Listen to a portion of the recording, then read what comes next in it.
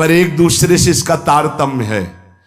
यदि उदर वेग रसेंद्री को आप शासन में ले लिए तो जनेन्द्री को आप शासन में ले लेंगे, और अगर रसेंद्री को शासन में ले लिया तो जनेन्द्री को शासन में ले सके असंभव, पक्का। और जनेन्द्री रसेंद्री के सब खिलवाड़ चल रहे तो परमार्थ और भगवत प्रेम प्राप्ति, तो सब अभ्यास जिनका भगवदाकार हो गया है वो विषयान ग्रहणंत मुंचंत हुआ। जब इंद्रियों पर शासन बाबा ने अपने किया तो 24 घंटे में एक कवल पाते थे। एक कवल, आश्चर्य होता है। ऐसे सामने दाल रोटी सान ली गई और एक कवल जितना बाबा सिद्धासन पद्मासन का से। और जब भगवदानंद ब्रह्मानंद में 70 घरों में एक दिन में भिक्षा में जाते थे, एक दिन भिक्षा। अब वहां गए तो एक कवल तो पाया ना, तो 70 कवल हो गए। विषयान ग्रहणंत मुंचंत हुआ, कोई फर्क नहीं पड़ा। पर हम क्या होता है कि स्थिति होती नहीं तो सिद्धों की नकल करने लगते नहीं। पहले हम साधक हैं, पहले हमारी इन वेगों पर विजय प्राप्त करने की वृत्ति आनी चाहिए। वाणी का वेग, मन का वेग, क्रोध का वेग, हिंसा का वेग, उदर का वेग और जनेन्द्री का वेग, एतान वेगान सहते यस्तु विद्वान। वही शास्त्रों के रहस्य को जानने वाला परमार्थी है जो इतने वेगों को सह जाए। निंदा चास्य हृदयम नोपहन्यात। इसके बाद जब उसकी निंदा हो तो उस पर कोई फर्क नहीं पड़ना चाहिए। इसके बाद जो इन सब वेगों को सह गया है, अब उसकी निंदा हो रही, कोई निंदा कर रहा है तो उसको आनंद पूर्वक सह जाए। ऐसा क्यों कहा? इसके बाद अगर दोष है, निंदा हो रही, तब तो संभालना ही, ये गलती हो गई आपसे। जब आप दोष रहित है फिर निंदा हो रही तो आनंद पूर्वक आपको उसका विरोध नहीं करना, सहना है। क्योंकि ये सहना बिल्कुल भगवत साक्षात्कार के नजदीक ले जाएगा। देखो, अपमान, निंदा, तिरस्कार, असलियत में हम कैसे साधक हैं इन्हीं के द्वारा परिचय होता है। पूज्य स्वामी श्री अनंग बोधाश्रम स्वामी जी महाराज बड़े महापुरुष थे, जिनको स्वयं करपात्री जी महाराज मूर्तिमान ब्रह्म कह के साष्टांग दंडवत करते, दिगंबर रहते थे, नंग धड़ंग, केवल गंगा के ही तट पे। वो महीने 2 महीने में और कहीं नहीं जाते थे। एक बड़े वकील साहब थे, वो भिक्षुकों को रोटी दाल ऐसे रोज बंटवाते थे, उनकी पंक्ति में लगने जाते थे। महीने 2 महीने में एक बार पंक्ति में लगते थे जाके, नंग धड़ंग, अवधूत वेश, जटाएं, और जरूर ऐसी चेष्टा करते थे जिससे उनको धक्का मुक्की लगा दी जाए। तो एक दिन गए, लाइन में खड़े हुए, फिर 2 लोगों को क्रॉस करके आगे लाइन में, फिर आगे लाइन, तो जो नौकर डंडा लिए खड़े थे उनका तुम्हें बार बार मना किया, 1-2 डंडे लगे, फिर आगे जाके खड़े हुए, तो धक्का मारा, पीछे किया। और ऐसा ये महीने 2 महीने में वहां सहने जाते थे। अचानक उस दिन वकील निकले, उन्होंने देखा, अरे स्वामी अनंग बोधास, पता है तुम्हें कौन? साष्टांग दंड। उस दिन से जाना बंद कर दिया। फिर एक दिन गए थे प्रभुदत्त ब्रह्मचारी जी के यहाँ, कहां असनी है और कहां जोशी, गंगा किनारे पूरी रात चल करके पहुंचे। 2 बजे आवाज लगाई, ब्रह्मचारी, स्वामी जी उतरे नीचे, साष्टांग दंड, बैठे। उनका स्वामी जी 2 बजे रात, बोले हाँ ऐसे मन आया, आगे कुछ खाओगे पियाओगे? स्वामी जी, और वो भी परमहंस ब्रह्मचारी जी, बहुत संयमी महापुरुष, प्रभुदत्त ब्रह्मचारी। टीन में कुछ आटा रखा, तो बोले स्वामी जी कहो तो रोटी बना दे। बोले हाँ बनाओ। रोटी और नमक ऐसे पाए, जितना टीन में आटा था सब पागल, जो 2-4 किलो जो भी। तो बोले स्वामी जी आटा तो खत्म हो गया। बोले हाँ, भोजन का स्वाद तो साधु ही जानता है। फिर उठे, झूसी से असनी फिर पैदल। हे संतों की मौत, अपमान, तिरस्कार, क्षुधा, हर वेग, ये हमारी कसौटी है। परमार्थ का पथिक चाहे जिस मार्ग का हो। देखो सुदामा जी गृहस्थ मार्ग के कितने उच्च कोटि के, नरसिंह मेहता गृहस्थ मार्ग में कितने उच्च कोटि के। एक कभी तो सौभाग्य ऐसा प्रभु देते जब कोई हमारी निंदा करता है, ये सौभाग्य है, हमें सहने का सौभाग्य मिलता है। कभी तो कोई अपमान करता है जब, तो भगवान से प्रेरित होकर वो सौभाग्य मिलता है। ये साधक को उस समय चिड़चिड़ा नहीं होना चाहिए, उस समय मुस्कुराना चाहिए कि आज मेरी स्थिति का थर्मामीटर डाला जा रहा है, कैसे हो, नहीं आनंदित है। पर देख लो, प्रशंसा होगी तो चेहरा खिला हुआ गुलाब के फूल की तरह मिलेगा, और निंदा होगी तो ऐसे होगा। ऐसा नहीं होना चाहिए। नहीं करत जे अनसहन निंदक, तीनों पे अनुग्रह कियो। इसीलिए पूज्य बाबा कह रहे कि इसके बावजूद, अर्थात समस्त वेगों को सहन करने के बावजूद तुम्हारी जब निंदा हो और उसको सह जाओ, तब तुम परमार्थ के सूरवीर योद्धा कहे जाओगे। विपत्ति में सब साथ छोड़ देते हैं तो हृदय के भी साथी साथ छोड़ते हैं, ध्यान रखना। जब विपत्ति आती है तो मन भी साथ देना बंद करने लगता है, विपरीत जाने लगता है, बुद्धि भी विपरीत जाने लगती है। इसलिए जो विपत्ति में अपने धैर्य और साहस को ना खोकर अपने सिद्धांत से चलता है उसे महात्मा कहते हैं, चाहे वो गृहस्थ हो चाहे विरक्त हो। ध्यान दीजिए, संपत्ति में, अनुकूलता में तो सब सावधान होने की कोशिश करेंगे, बड़ी कृपा है भगवान की। यहां कहने विपत्ति में सब साथ छोड़ते हैं, ये जीवन में देखा है। विपत्ति में ना तो बाहरी कोई साथ देता है और ना मन साथ देता है, उस समय भजन साथ देता है, भजन। विपत्ति में हृदय को जो दृढ़ रखे, धैर्यवान और साहस बिल्कुल ना गिरने पावे,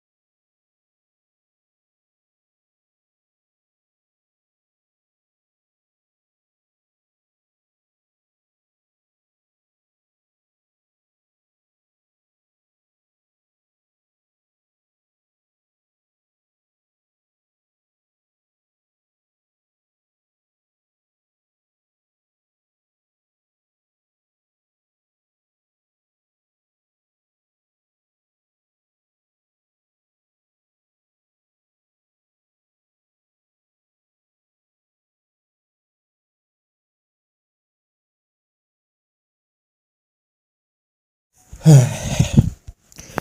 के वेग को सहना इतना भी आसान नहीं है। इससे संबंधित मैं आपको एक प्रेरणादायक कहानी बताता हूँ। प्राचीन समय की बात है। हिमालय की गहरी घाटियों में एक प्रसिद्ध संत रहते थे। उनकी शांति और धैर्य के लिए दूर दूर से लोग उनके पास ज्ञान लेने आते थे।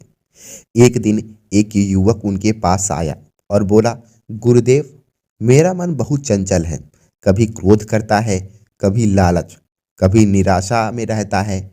मैं अपने मन के वेग से बहुत ज़्यादा परेशान हूँ। मैं अपने मन के वेग को सह नहीं पाता। कृपया कोई उपाय बताइए। संत मुस्कुराकर और बोले संत बोले, बेटा, कल सूरज उगने से पहले नदी के पास आना। अगले दिन युवक समय से पहले ही नदी किनारे पर पहुंच गया। संत पहले से वहां एक पत्थर पर बैठे थे। उन्होंने युवक से कहा, इस नदी को देखो, यह कितनी शांत लग रही है, लेकिन जब बारिश आती है तो इसका प्रवाह तेज हो जाता है। युवक बोला, हाँ गुरुदेव, जब बारिश होती है तो नदी उफान पर आ जाती है, लेकिन कुछ समय बाद फिर शांत हो जाती है। संत मुस्कुराकर बोले, ठीक वैसे ही तुम्हारा मन भी कभी कभी तेज वेग से चलता है। क्रोध, लालच, भय और अन्य भावनाएं उसमें तूफान लाती है, लेकिन यदि तुम धैर्य रखो और स्वयं को देखने की क्षमता विकसित करो तो तुम्हारा मन भी इस नदी की तरह शांत हो जाएगा। युवक ने पूछा, तो क्या मुझे अपने मन को रोकने की कोशिश नहीं करनी चाहिए? संत बोले, मन को रोकने की कोशिश मत करो, बस इसे देखो, इसे समझो। जब तुम अपने विचारों को बाहर से देखने लगोगे तो वे धीरे धीरे अपना प्रभाव खो देंगे। युवक ने संत की बात समझ ली, लेकिन उसने सोचा कि इसे अपने जीवन में लागू करना आसान कैसे है। उसने विनम्रता से पूछा, गुरुदेव, यह तो समझ में आ गया कि मन को रोकने की जरूरत नहीं, बल्कि उसे देखना है। लेकिन जब गुस्सा या लालच आता है तब मैं इसे देख ही नहीं पाता, उसमें बह जाता हूँ। इसका क्या उपाय है? संत ने पास ही पड़े एक कटोरे को उठाया और उसमें पानी भर दिया। फिर उन्होंने युवक से कहा, इसे अपने हाथ में लो और ध्यान से देखो। युवक ने कटोरा युवक ने कटोरा अपने हाथ में ले लिया। संत बोले, अब मैं इसे हिलाऊंगा। उन्होंने उन्होंने धीरे धीरे कटोरे को हिलाना शुरू किया। पानी में लहरें उत्पन्न होने लगी। तब, अब तुम क्या देख रहे हो? युवक बोला, गुरुदेव, पानी हिल रहा है, इसका प्रतिबिंब भी टूट गया। संत ने कटोरा स्थिर कर लिया और बोले, अब देखो। कुछ ही क्षणों में पानी शांत हो गया और उसमें साफ प्रतिबिंब दिखने लगा। संत ने युवक से पूछा, अब क्या समझे? युवक कुछ देर सोचा और फिर बोला, जब मन अशांत होता है तब हम चीज़ों को स्पष्ट रूप से नहीं देख पाते, लेकिन अगर मन थोड़ी देर के लिए धैर्य से प्रतीक्षा करे और मन को स्थिर होने दे तो सच अपने आप स्पष्ट हो जाता है। संत ने प्रसन्न होकर कहा, बिल्कुल सही। जब भी गुस्सा, लालच या कोई और वेग तुम्हारे मन में उठे, तुरंत प्रतिक्रिया मत देना। बस एक पल ठहरो, गहरी सांस लो और देखो कि यह भावना कैसे उठ रही है और कैसे चल रही है। अगर तुम इसे देख सकोगे तो यह अपना प्रभाव खो देगी। युवक ने सिर झुकाकर संत को प्रणाम किया और बोला, गुरुदेव, अब मैं समझ गया कि मन को काबू में करने का उपाय इसे रोकना नहीं, बल्कि इसे देखने की कला सीखना है। मैं अब से अभ्यास करूंगा। युवक आश्रम से लौट गया और धीरे धीरे अपने जीवन में यह सीख लागू करने लगा। कुछ महीनों बाद वह फिर से संत के पास लौटा, लेकिन इस बार उसका चेहरा पहले से अधिक शांत और प्रसन्न था। उसने कहा, गुरुदेव, अब मैं समझ गया हूँ। जैसे जैसे मैं अपने मन को देखने लगा, वैसे वैसे उसके वेग का प्रभाव कम होने लगा। अब मैं किसी भी भावना में बहता नहीं, बल्कि उसे समझता हूँ। इसी तरह अब तुमने सच में देखना सीख लिया है। यही ध्यान का पहला कदम है। आगे बढ़ते रहो। शिक्षा इस कहानी की शिक्षा यही है, जब भी मन में कोई वेग उठे, तुरंत प्रतिक्रिया मत दो। बस एक पल ठहरो, उसे देखो, उसे समझो। धीरे धीरे मन स्वतः शांत हो जाएगा और तुम सच्ची शांति का अनुभव करोगे।